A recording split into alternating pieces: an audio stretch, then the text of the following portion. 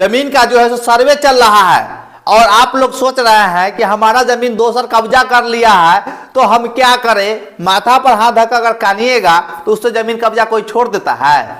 अभी के समय में कोई कब्जा जल्दी से छोड़ता है जब कर लेता है तब। तो इसलिए दोस्तों, अगर आपका प्रॉपर्टी कोई दूसरे व्यक्ति कब्जा कर लिया है और आपको जो है सो कई तरह से जो है सो प्रताड़ित करता है, परेशान करता है, जमीन जायदाद के विवाद में जो है सो आपको फंसा कर रखता है, तो आप घबराइए नहीं।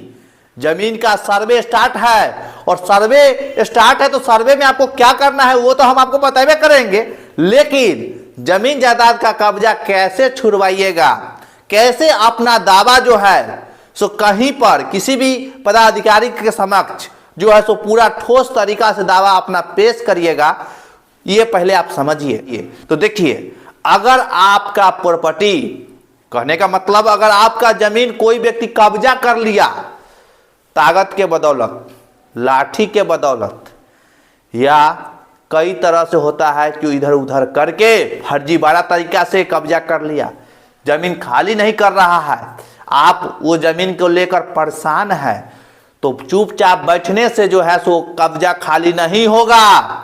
खाली कराने के लिए आपको संघर्ष करना पड़ेगा, थोड़ा संघर्ष करना पड़ेगा दोस्तों।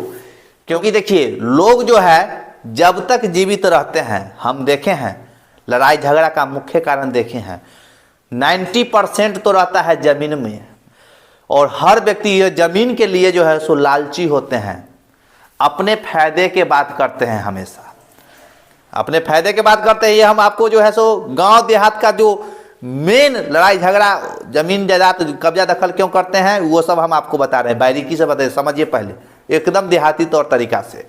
तो देखिए, गांव में कहीं भी कोई भी विवाद जो है सो 90% जमीने के कारण होता है। आप देखते होंगे गांव देहात में अक्सर कि कोई अमीन साहब अगर जमीन नापने आए, पहले से आरी जो है सो यह पक्का है, आरी पक्का है, हर चल गया, ट्रैक्टर चल गया, वो आरी टूट गया, 1 बित्ता 1.5 बित्ता इधर उधर आरी जो है सो बन गया, 1 बित्ता 2 बित्ता इधर उधर कहने का मतलब है टेढ़ा मेढ़ा थोड़ा बन गया। इसके लिए 2 व्यक्ति देखते हैं, आपस में लड़ लेते हैं। तो चलिए अमीन साहब को बुलाइए। अगर अमीन साहब आए और जो मेर बना हुआ है, और वह मेर बना हुआ था पहले से, अगर वह सीधा अगर हो गया तो ठीक है, तो दोनों मान ही लेते हैं। अगर अमीन साहब अगर इधर उधर थोड़ा कर दिए टेढ़ा मेढ़ा, अगर मान लीजिए 1 फीट उधरे निकाल दिए या 1 फीट आप ही के तरफ निकाल दिए, तो जिनके तरफ निकलता है वह व्यक्ति जो है सो ये नहीं कहते हैं कि पहलुका जो आरी सीधा था वह ठीक है, वह बांध दीजिए, वो नहीं कहते हैं, ओ हमरा ही नहीं निकला है, ओ हियाँ से आरी है। अब दूसरा कहता है कि नहीं अमीन साहब गलती ना पे है, आरी जो था से यहाँ से था। अब देखिए, है 1 फीट का मामला, उधर बढ़ गया तो एक पक्ष कहता है कि ना आरी हियाँ से था, तब वो कहता है कि ना उसको थोड़ा लालच आ गया, दूसरा पक्ष को लालच आ जाता है, कहता है ना अब 1 फीट हियाँ से बना, हियाँ से हमारा आरी है, 2000 फीस लागल है, 2500 फीस लागल है। अब चलिए, आप अमीन साहब आए, फिर दूसरा अमीन आते हैं, बहुत तरह से बात हो जाती है। आप लोग जानते हैं, अगर आप लोग ऐसा तो 100% होवे करता होगा हर गांव में। तो देखिए, तो ये जमीन चलते लालची इंसान होते हैं, ये नहीं अपना हक हिस्सा नहीं देखते हैं, जो हमारा क्या सही है क्या गलत है, वैसे मतलब नहीं है, अरे 2 फीट हमारा बेसी हो के चाहिए, इस तरह की बात में जो है सो विवाद होता है। तो अगर कब्जा पोजीशन कोई व्यक्ति कर लिया है और जमीन में खाली नहीं कर रहा है, तो खाली करवाने से पहले हमको ठोस कागजात ना इकट्ठा करना पड़ेगा।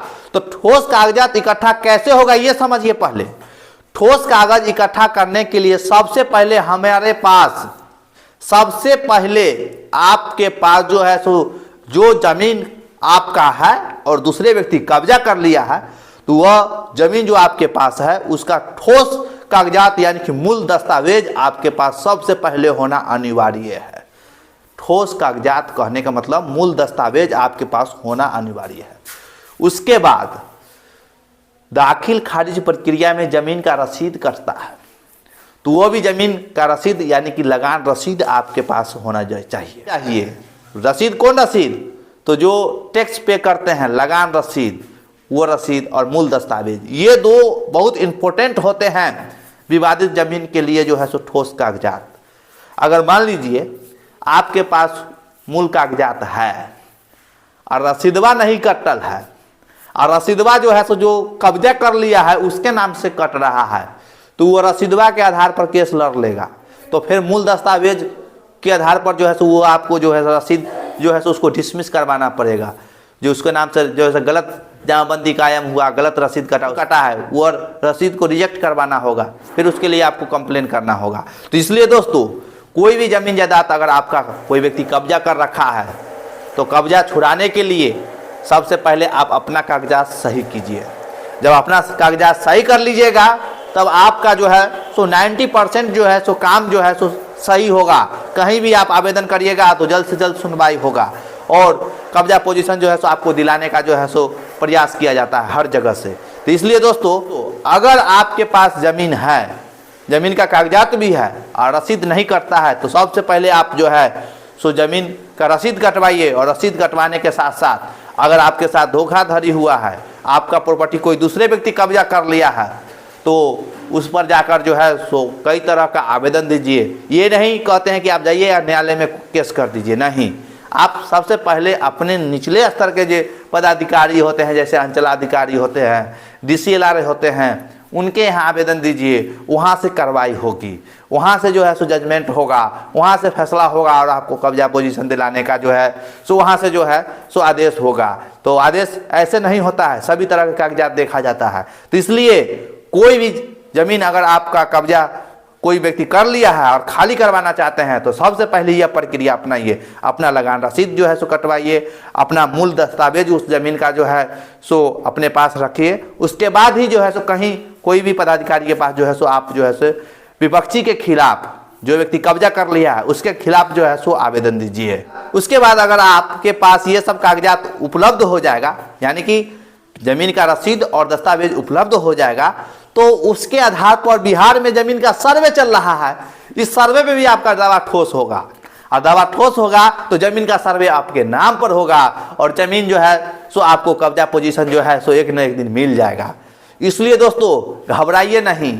अगर आपके साथ कोई व्यक्ति छल कपट करके आपका प्रॉपर्टी हड़प लिया है, कब्जा दखल कर लिया है, तो इसके लिए घबराना नहीं है। सबसे पहले आपको लगान रसीद और मूल दस्तावेज आप अपना जो है सो पास रखना है। उसके बाद जो है सो आगे की प्रक्रिया ऑटोमेटिक जो है सो होगी, पोजीशन खाली करवाया जाएगा। आप कहिएगा कि पोजीशन तो सर हम बहुत दिन से कैसे लड़ रहे हैं, खाली नहीं हो रहा है, कुछ भी हो ही नहीं रहा है। तो भाई साहब, अगर आप सही जगह पर आवेदन दीजिएगा तो हर कार्य जो है सो संभव है।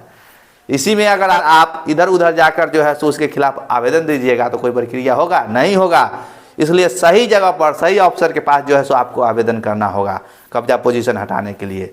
तो ये जानकारी जो हम आपको दे रहे हैं, तो इसलिए दे रहे हैं कि ज़्यादातर लोगों को समस्या जो है सो यही है कि आपका ज़मीन है, पेपरवा आपके पास है और रसीद नहीं कट रहा है, और अपना ज़मीन खोज रहे हैं। तो रसीद पहले कटवाइएगा, तब ना आगे की प्रक्रिया आसान होगी, तब ना आपको पता चलेगा कि हमारा रसीद जो है सो कट रहा है, हमारा ज़मीन बचा है कि बिक गया है। तो ये सब प्रक्रिया पहले जो है सो करना पड़ता है। तो इसलिए दोस्तों, हम आशा करते हैं कि जानकारी पसंद आया होगा। और अगर आप कोई भी ज़मीन जायदाद संबंधित सलाह मशवरा अगर आप हमसे लेना चाहते हैं, तो डिस्प्ले पर नंबर चल रहा है, इस नंबर के व्हाट्सएप पे हाई लिखिए। वहाँ आपको 50 रुपया पेमेंट करना होगा, और उसके बाद आपका अपॉइंटमेंट बुक हो जाएगा, और उसके बाद हमसे जो है सो बात करा दी जाएगी। या आप स्वयं भी इस नंबर पर कॉल कर सकते हैं जब आपका अपॉइंटमेंट बुक हो जाएगा तब। तो चलिए नेक्स्ट वीडियो में एक नया टॉपिक के साथ मिलते हैं। तब तक के लिए जय हिंद, जय भारत।